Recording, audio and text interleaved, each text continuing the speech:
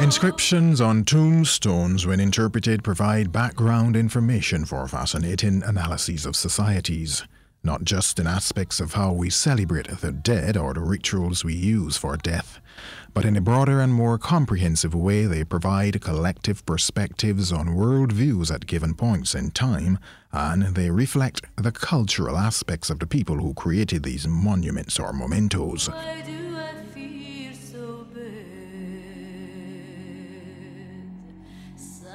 Of course, there is the obvious point that people immediately understand, such as genealogies, but far beyond this, they provide us with an intellectual discourse of the way previous societies have seen the world in which they lived, how they related to that broader view, and how this was played out.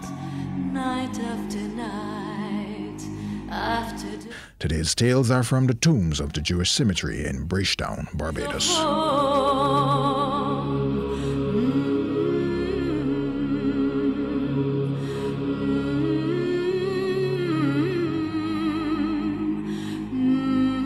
Well, before we symbolically open the many tombs to be found here in the Jewish cemetery in Bridgetown and reveal the tales, we must begin by placing things in the correct perspective. To do so, I must take you back just over 3 centuries ago. Journey with me to the Iberian Peninsula, to be found in the extreme southwestern corner of Europe. Tell me After the destruction of the Second Temple in Jerusalem by the Romans, thousands of Jews fled to several countries in Europe, Asia, and northern Africa. Throughout the centuries, these Jews have been forced to convert to Catholicism. The converted new Christians were usually protected by a Christian patron who offered them his surname.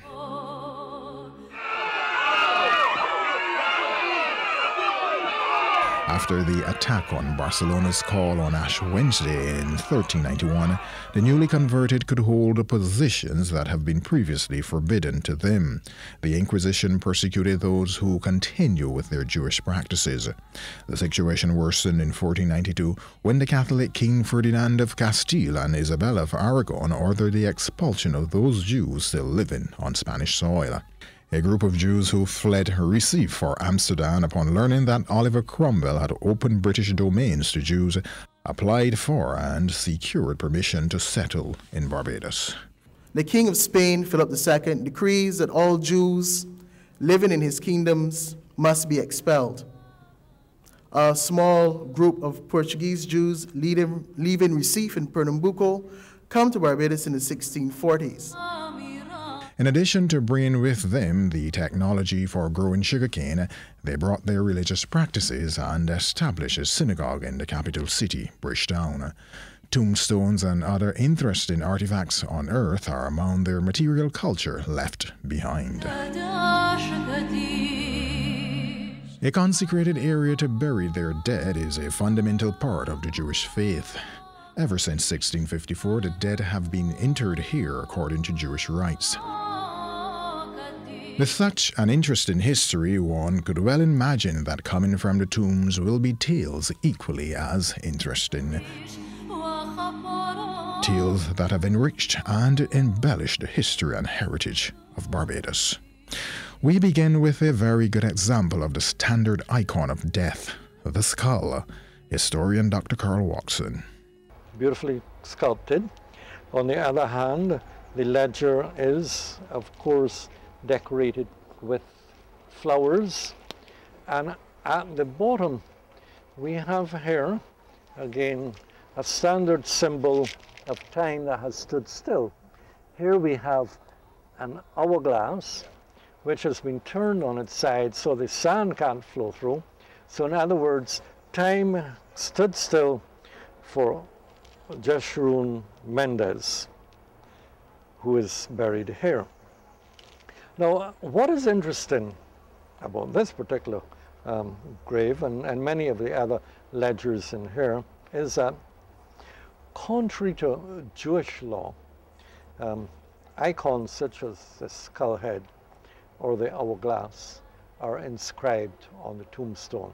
And as we go to Anglican graveyards, you will see some of this iconography repeating itself. It begs the questions, what lessons does this teach? What tales from the tomb immediately come to mind? This speaks to cultural change and cultural adaptation by the Orthodox Sephardic community who lived in this area and who buried their dead here.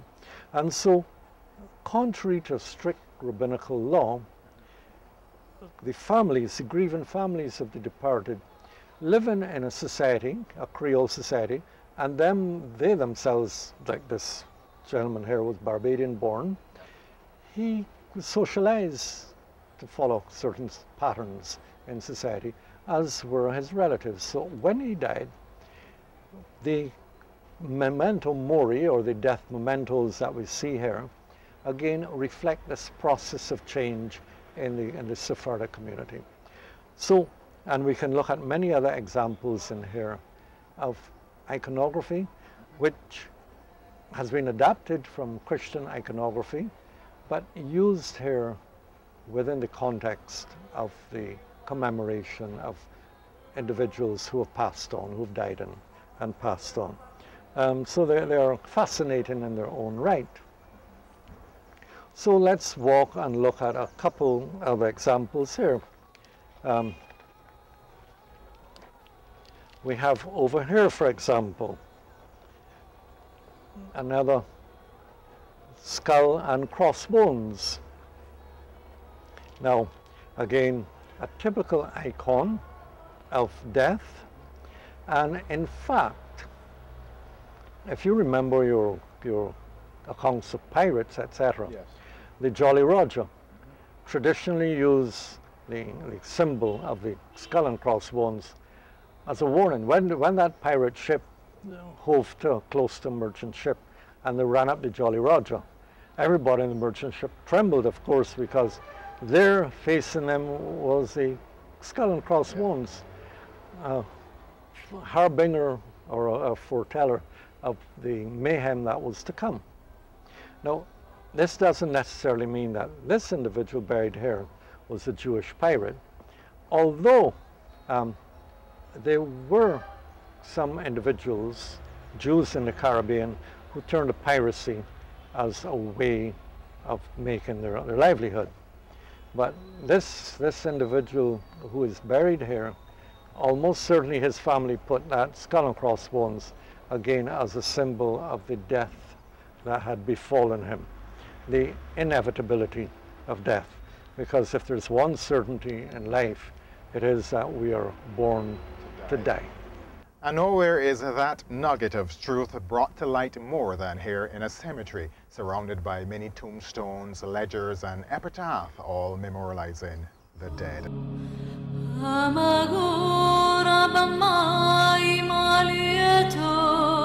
And here we have, again, the skull with the hourglass balance on the skull. Time and death. And although this particular ledger has been broken up, because remember, in 1831, there were many trees in here that fell as a result of the enormous hurricane of 1831, and quite a number of these ledgers were destroyed in the course of that hurricane. Well, you can just make it out, although you'll find it more visible on other tombs. Let me just brush here, and you can see the spade and the pickaxe repeated here. Again, symbols of death. And when we go over to the cathedral and we look at the grave ledger of Christopher Codrington's father, we will see precisely these symbols repeated again in the corners of the ledger. Again, good examples of how death was commemorated and how they transcended cultural norms and became assimilated into the broader society. The forms and shapes of the tombstones do tell us stories of change. They tell us about history and how history has changed.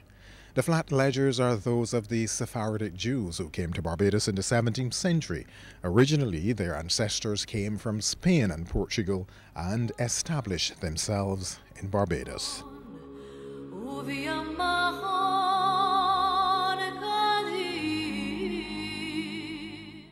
It must be noted that an elaborate form of tombstone emerged in the Renaissance period and Jewish funerary art developed. In these places, the recumbent tombstones were often decorated with scenes in relief depicting events connected with the biblical character whose name was borne by the deceased, the sacrifice of Isaac, or the call of Samuel, and even with the actual deathbed scene. The vertical tombstone was often surmounted by the family badge and knightly helm, or with armorial bearings. The other raised grave ledgers are those of the more recent Ashkenazi Jews. They used symbols which illustrated the deceased's religious status, his virtues, or his trade.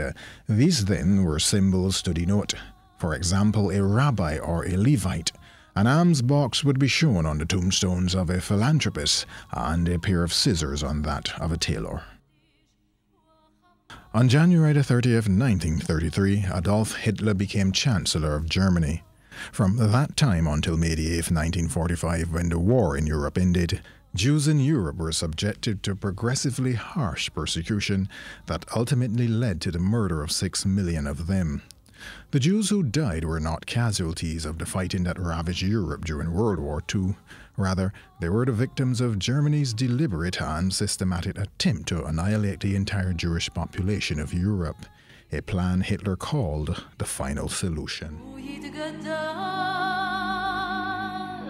In this cemetery, there are to be found a number of tombs that bear inscriptions of Jews who were fortunate to have recognized the pending danger and fled Europe. If you look at things like surnames, for example, this one here is Sir Joseph Friedman. Look at his place of birth, Czechoslovakia. He was an individual among many others here who fled the pending Nazi regime, and many of the individuals buried in here who came from areas of Europe that were falling under the Nazi yoke. I think they must have recognized the coming storm that was about to break, the Holocaust. And so they were among the lucky ones who escaped. Remember that over 6 million Jews were destroyed in the Nazi Holocaust. And these individuals, if you look at their place of birth again, apart from Czechoslovakia, you can see Poland, Germany, Romania. All individuals who escaped that part of Central Europe and fled the Holocaust. And even the iconography of the Ashkenazim tombs varies from the iconography of the Sephardic tombs. The Ashkenazi tombs, you can see quite clearly, are marked by the Star of David or by the menorah or the candelabra that's lit. You don't find, for the Sephardic tombstones, I've never seen a Star of David, and I have never seen a menorah on these tombs. Well, the most often repeated piece of iconography to be found in the Sephardic section of the cemetery are hands from the clouds cutting the tree of life.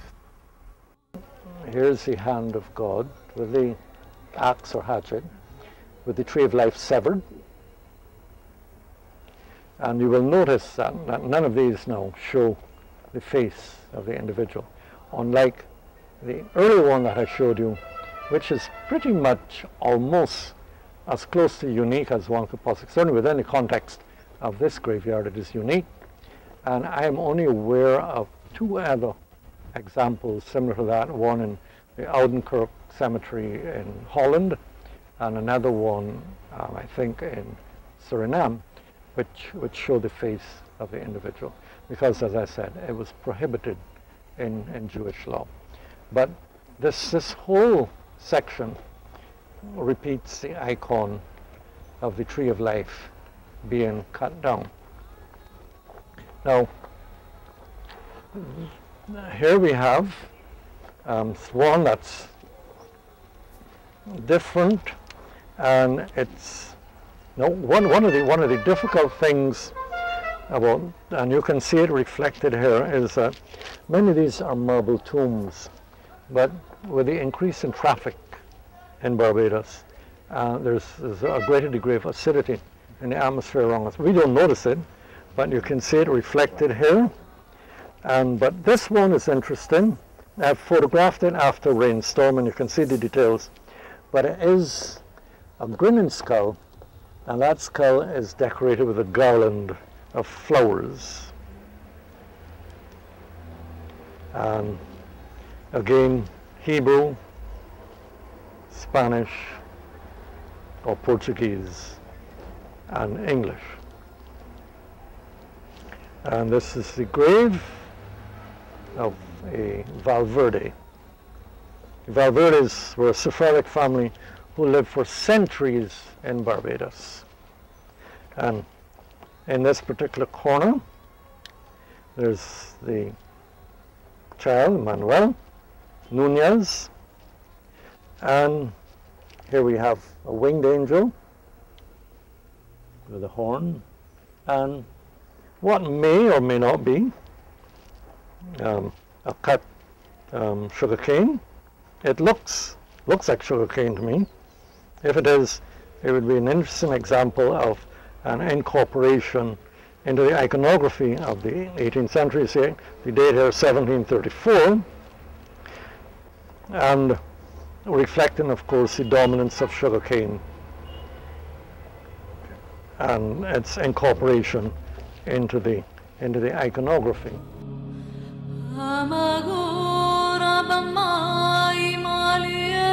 This next inscription is a variation of the cutting of the Tree of Life. If we look here at the tomb of this young boy, Agile Castello, what is of particular importance, and if we can capture it for the camera, we can see. Here again, contrary to rabbinical law, is a complete figure, not merely a hand, but everything, even the face, is revealed with the Tree of Life being cut down and the resultant icon here of death in the corner. And it's a very interesting counterbalance. And then beautifully decorated here with palms and the essay.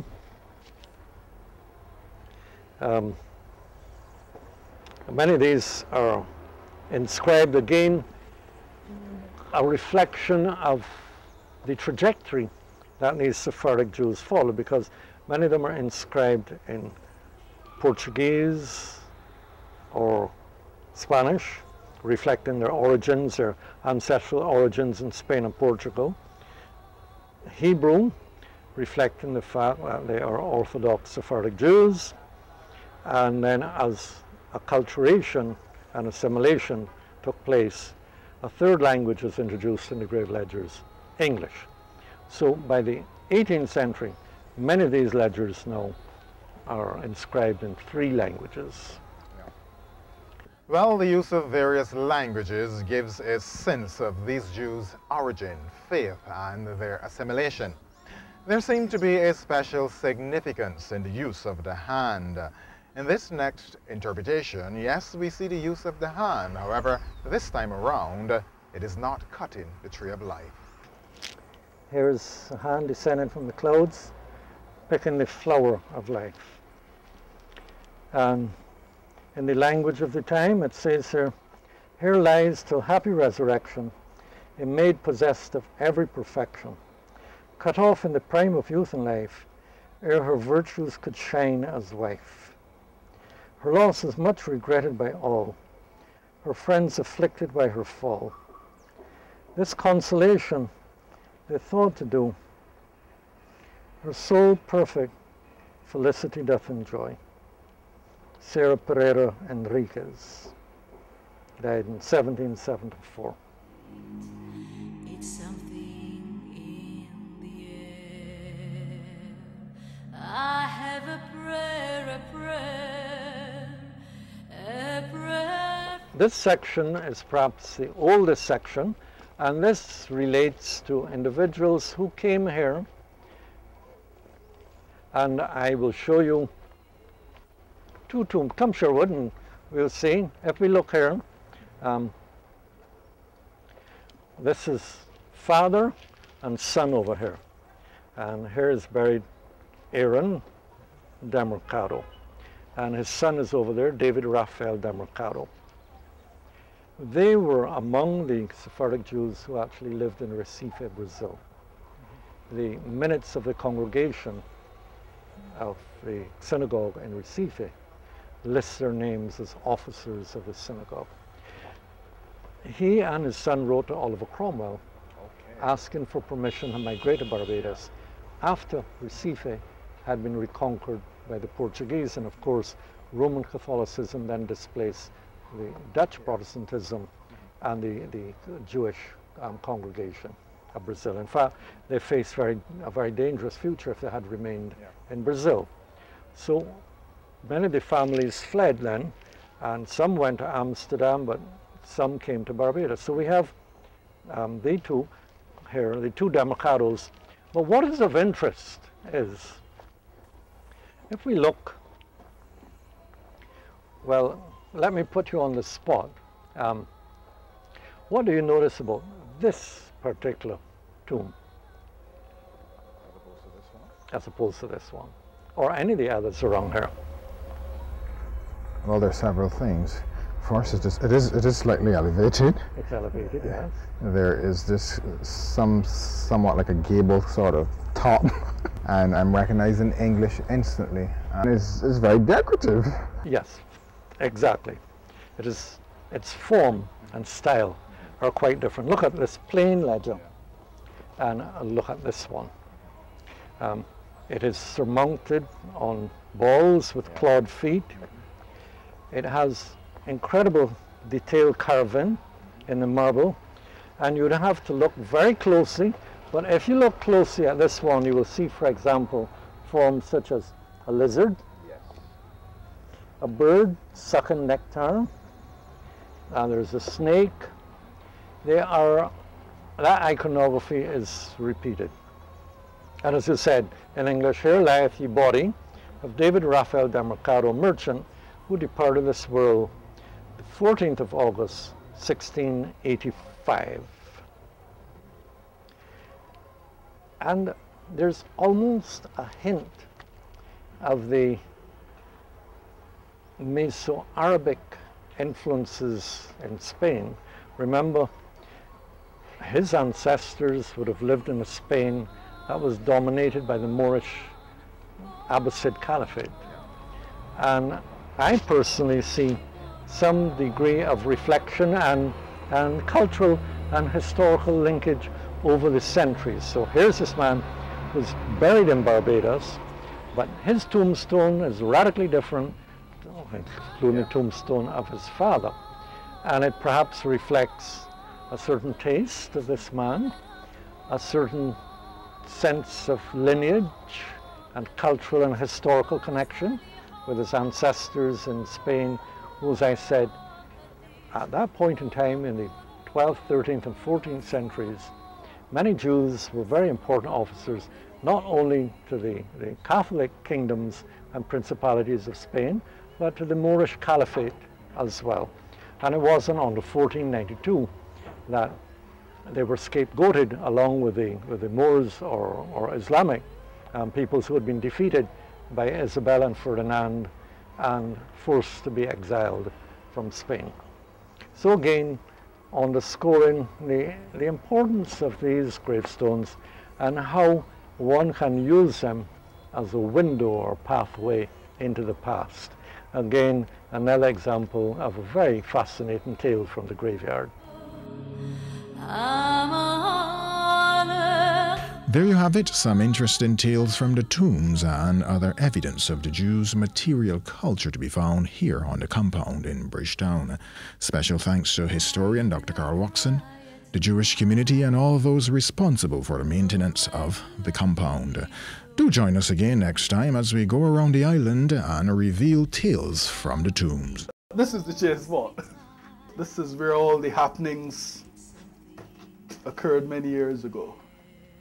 Thank you for staying with me. I'm Sherwood McCaskey. A prayer from my heart, night after night, after daylight.